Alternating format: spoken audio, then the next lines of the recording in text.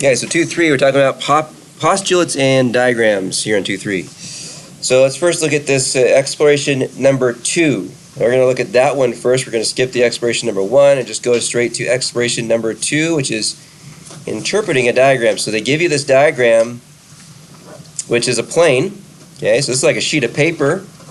Everything is right there on this sheet of paper. This is all on the plane there. I want you to first look at A through D. So answer A through D, whether it's true or false. Basically, it just says, can you assume the statement is true based off this diagram? So that's where you can look at the statement, look at the diagram. Can you assume that statement is true from the diagram? If you can't assume it's true, then you write false. And if you can, try to explain why you're saying true or false.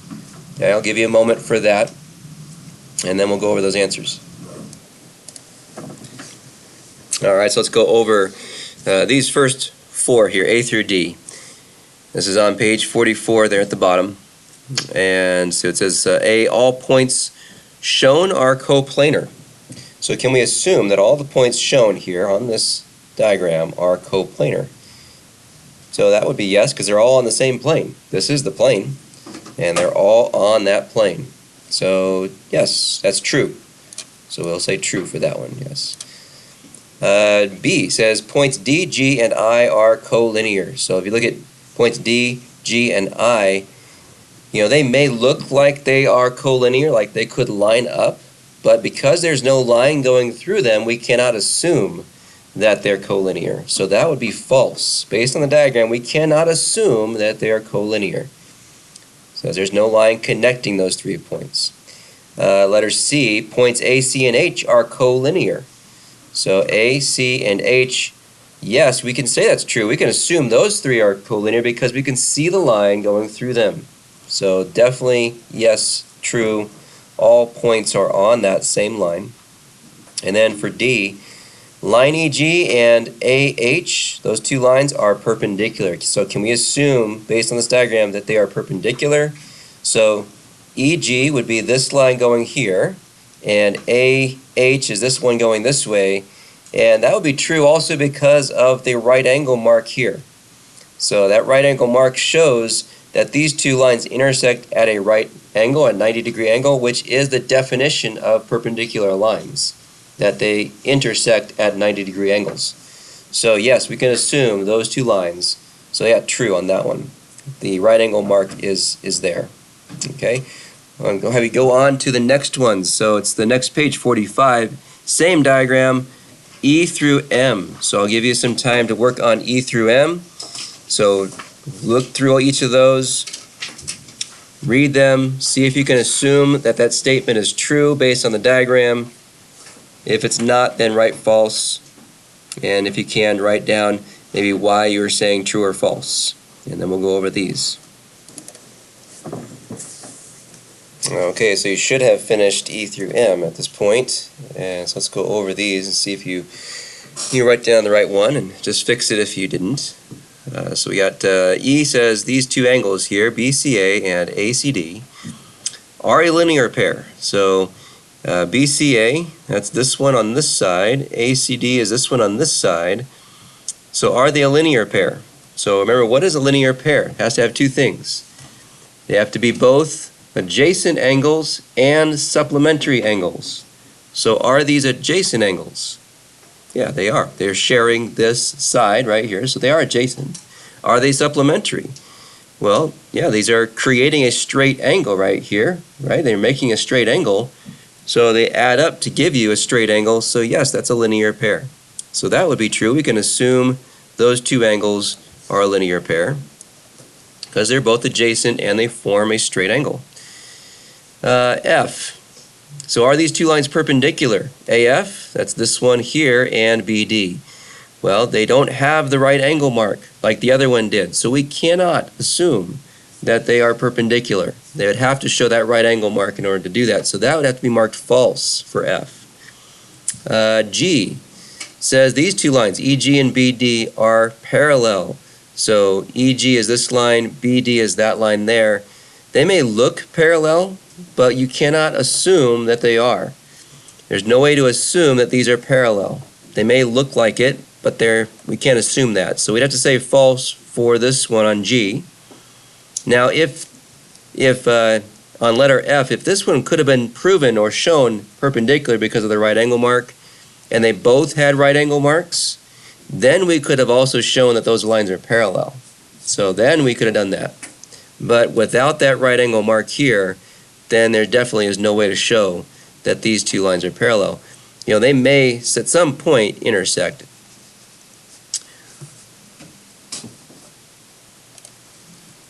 All right, so H says AF and BD, those two lines, are coplanar.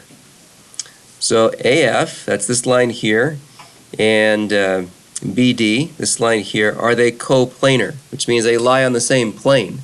And we could say true for that one. Yes, they do lie on the same plane. It says both lines are in the same plane. They're on the same piece of paper there, if you think of it that way. These two lines, EG, do not intersect.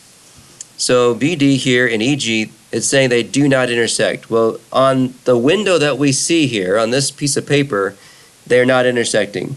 But remember, we're talking about an infinite plane and infinite lines that would continue to go further and further.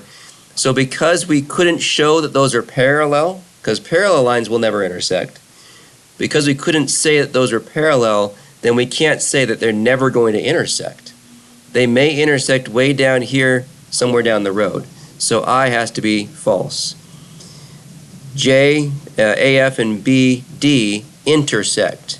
So AF and BD intersect, and that we can definitely see from the diagram. Yes, they do. They intersect right there at point C. So we can assume that one's true. Letter K, line EG and line BD are perpendicular. So EG, BD perpendicular, definitely not. Okay, that's definitely pretty clear from the diagram. They are not perpendicular. So that was definitely false. L, these two angles, ACD and BCF, are vertical angles. So ACD is this one up here and kind of on top. BCF is this one down below it here.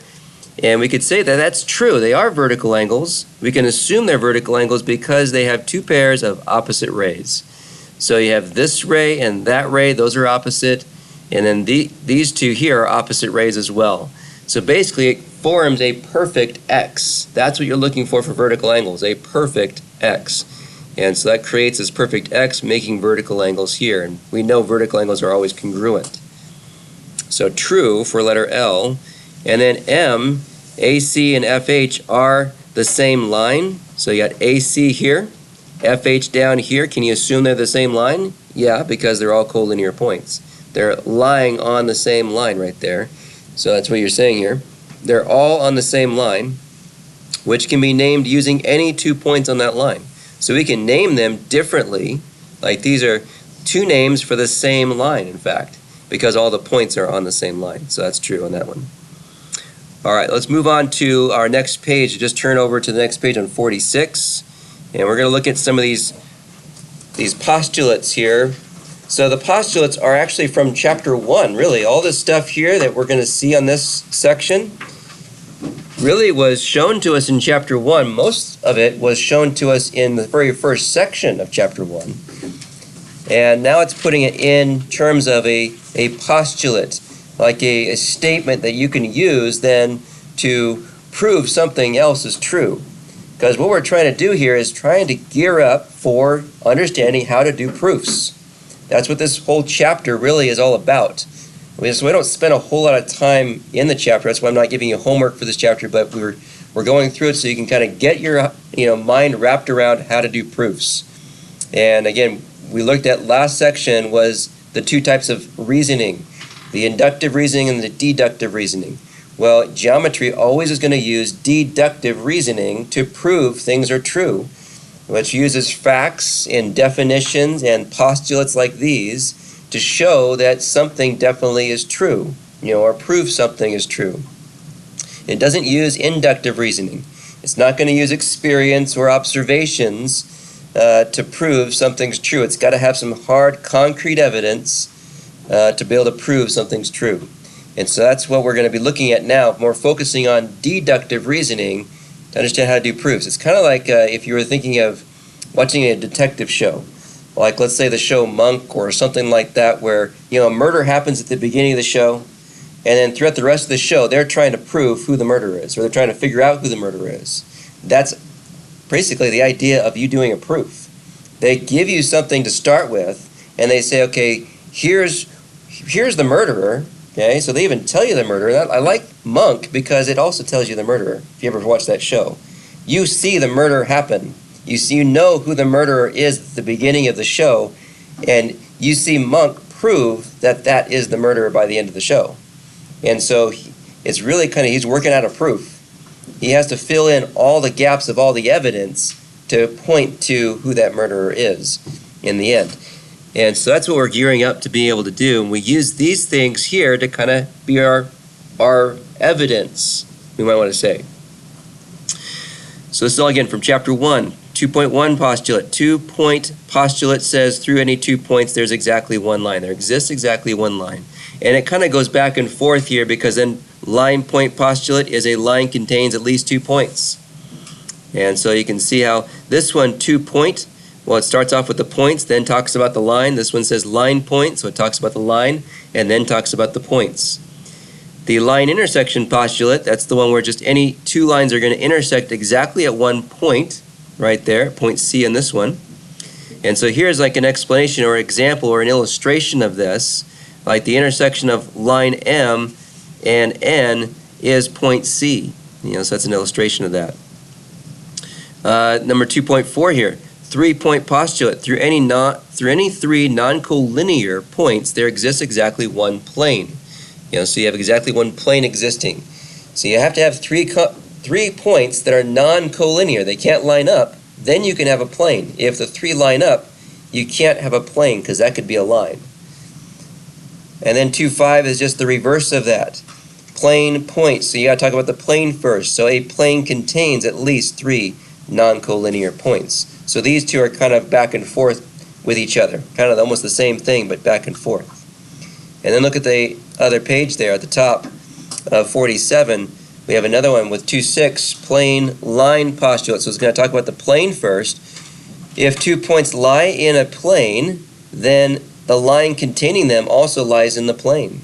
So if you have D and E here lying on this plane, plane R, then you can have a line going through. That line there is also going to lie in that plane. So DE, line DE, is in plane R.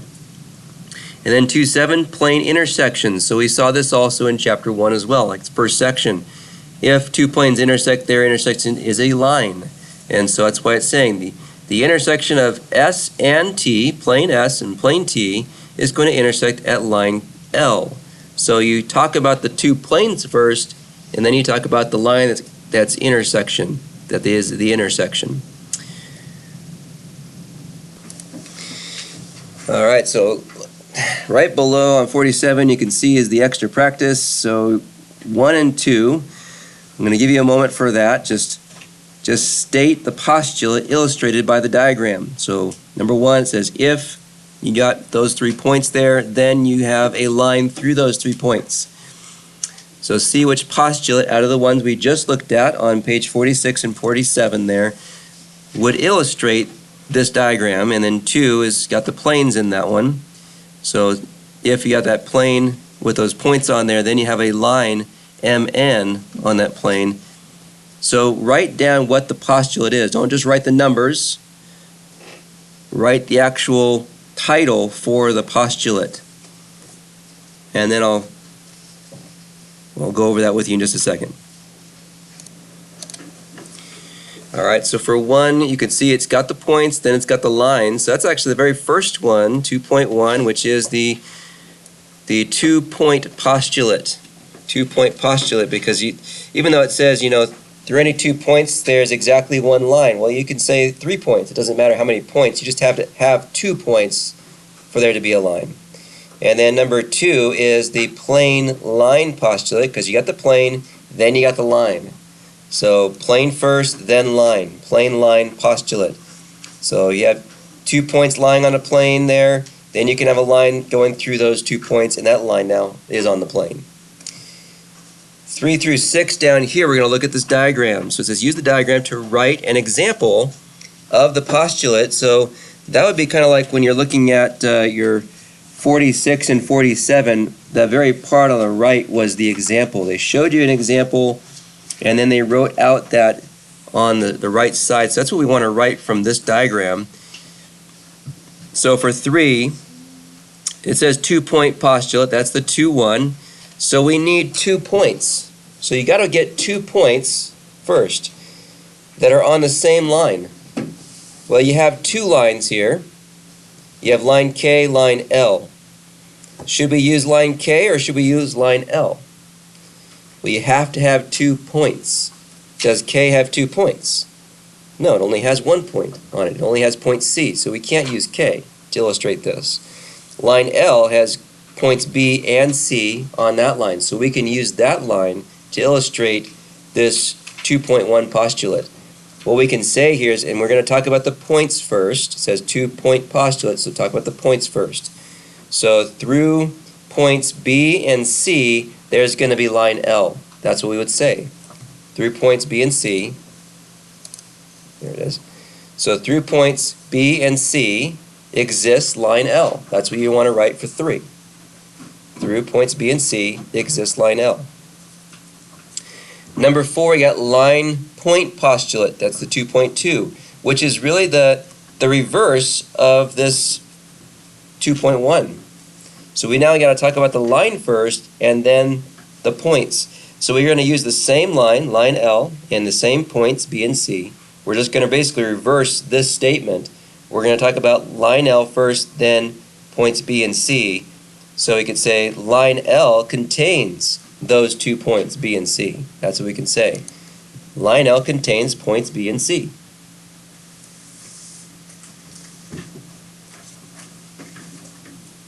Number 5 is the plane point postulate. So we got to talk about the plane first and then the point. So remember, that's the one where it says a plane has to have 3 non-collinear points. Okay, so a plane must contain at least 3 non-collinear points. So we have 2 planes here. You have plane P and plane Q. So we got to choose which one to use. Which one has 3 non-collinear points in it? Well, it's not Q, it's P, right? Because you have A, B, and C on plane Q, and they're not collinear. A is not collinear with B and C. So what we can say there is that, basically plane P contains those 3 points. That's what we're going to say for this one.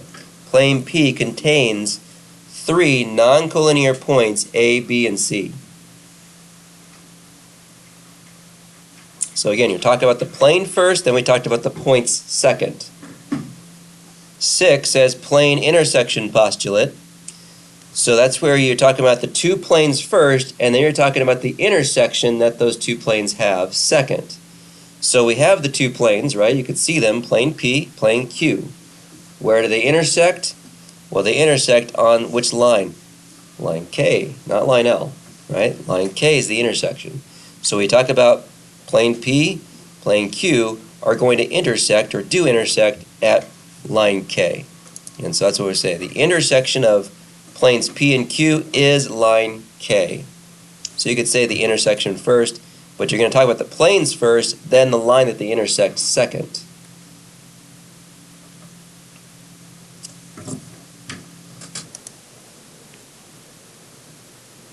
All right, so right here on 7 and 8, here it says sketch a diagram of the description. So it says, looks like ray RS bisecting segment KL at point R. So you already have R in this ray. So if you drew a ray, start with a point R and then drew a ray and then put a point S on it. And then segment KL is going to have to be bisected. So this ray is bisecting the segment. So you might want to put the ray this way, possibly going up, and the segment this way. So maybe start with a segment possibly at K and L. So K on one side, L on the other side. Ray right in, or the R is going to be right in the middle, and then you're going to have a ray going up through that. So it's going to be something that looks kind of like this. Now the ray could go any which way really you want there, but it just has to be where R is right there in the middle between K and L. You're going to put your little congruent mark showing that these two sides are equal because it's bisected, and then just on that ray just put point S then. And so that's what that would be looking like. Something like that. And then 8 says we have a line AB in plane U intersecting line CD at point E, and point C not on plane U. Okay, so C is not on the plane, but they are going to intersect. So they're going to intersect. So AB is in plane U. It's intersecting this line here at a point E, but C is not in plane U.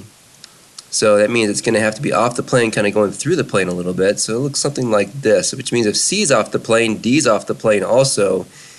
You're basically where it connects the plane, where this line is going to connect the plane is right at E, where it also is going to connect this line. So you may want to start with, you're starting with the plane here, plane U. You're drawing a line of AB on that plane, and you're putting point E on that line. So that point E is on the line, it's on the plane, and then somehow showing that, this way and that way. This is kind of, the dashed line means this is like underneath this plane, this is on top of the plane. Its line is not on the plane at all, because C is not on the plane, which means that line can't be on the plane. So there's for 8. And then for number 9, it says use the diagram to determine whether you can assume the statement's true. So this goes back to what we were doing at the beginning on the explorations, where we're just seeing is it true or is it false based on our diagram. So right here, planes A and B intersect at EF, at the line EF. So A and B are here, and you could see there's EF going right straight through it, and it looks like they do. So they are intersecting right there on that line. So problem 9. So this one is, oh, I got them all here. So let's just go through here, yeah. So 9 was yes, you can assume the statement's true. Points C and D are collinear. So that's going to, those are the odd ones there. Okay, so I got these on here now so we can then see, okay, yeah, 9 was yes. And then we're going to 10, points C and D are collinear. So we're looking for C and D in here. So C and D are collinear. Well, we can't assume that that's true right there because there's not a line going through C and D. But points C and D are on the same, plane, in fact, right there. So you can see they're on plane A. So through any 2 points, you can have a line, so you can have a line going through those 2 points. So we actually can say yes for that one because there's only 2 points, and through 2 points you can have a line. And since they're on the same plane, then yeah, you can draw a line through them. And then this one says 11 has got ray HJ and line ID are perpendicular. So this ray right here, HJ, and ID, which is this line here, are perpendicular, and it does show the right angle mark there. So yes, we can assume that those are perpendicular. So yes, that's assumed true. Line GD is a bisector of line EF at point D. So GD is this line, this right here, that line, that whole line right there. You're just using G and D as points. EF is this line right here going across, and it's saying that it's a bisector at point D. So D is the bisector, and we can say yes on that one because you see those little congruent marks on the diagram. So the diagram shows that this EF segment here, or even the line right there, in fact, is being bisected right there. So yes on that one. And then we got this one, the segment IH is equal to HG. So IH right here is equal to HG. Well, that one we can't really say for sure because there's no congruent marks. So if they are not showing that they're congruent, we can't show or specifically assume that their measures are equal. So no for 13, because on the diagram it did not show that these two were congruent. And then for 14, angle HJD and angle HDJ are complementary, which means they're adding up to 90. Let's take a look. HJD, so H, and then where is J? That's up here, and then D. So this angle here, and then HDJ, so H, D, and J right there, those are complementary. Well, what we do notice is that really what you have is a triangle here, and one of the angles is already 90 degrees. And in a triangle, they all add up to 180. So these two are going to have to add up to 90. And two angles that add up to 90 can be called complementary. So yes, for 14, we can assume from the diagram, because it's a 90-degree angle here on this triangle, that those two other angles here are complementary. All right, so that concludes our 2.3, and I'll see you again on the 2.4 lesson.